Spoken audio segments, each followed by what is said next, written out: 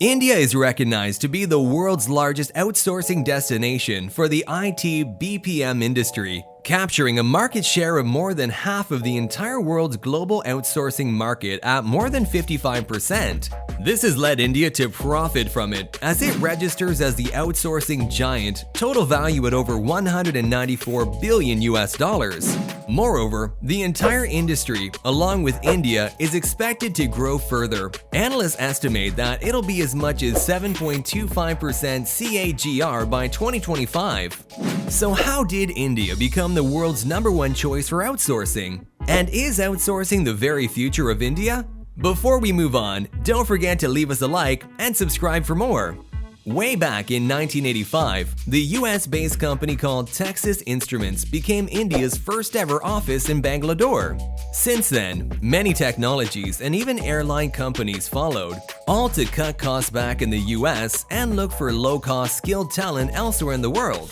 By 1996, the sector grew to a little over $1.25 billion. With international firms growing in India, these numbers would eventually soar, especially local firms that have experienced explosive growth, and many of the early adopters eventually became large corporations. And hence, the outsourcing industry of the country was born.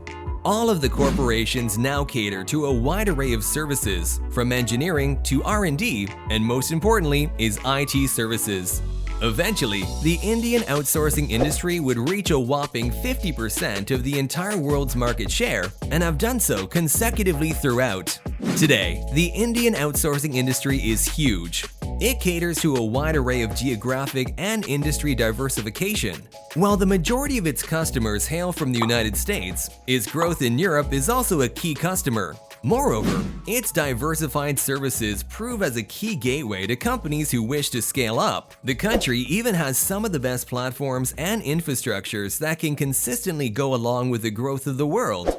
This is driven by the strong IT-friendly policy of the government, which is always aiming to outbest other countries. The land is also seen as one of the fastest adopters of smart devices, driven by the lowered barrier of entry by low cost in data use and the device itself. The nation's increasing environmentally friendly and renewable energy sources for its information technology field have also been a favorable endeavor by international firms. With such strong government policies and a highly productive quality talent pool, it's no wonder that India became the world's best destination for outsourcing. The future of the sector, on the other hand, is even more exciting than ever. With the world shifting more digitally, there has never been a bigger opportunity than the growth and demand has brought in.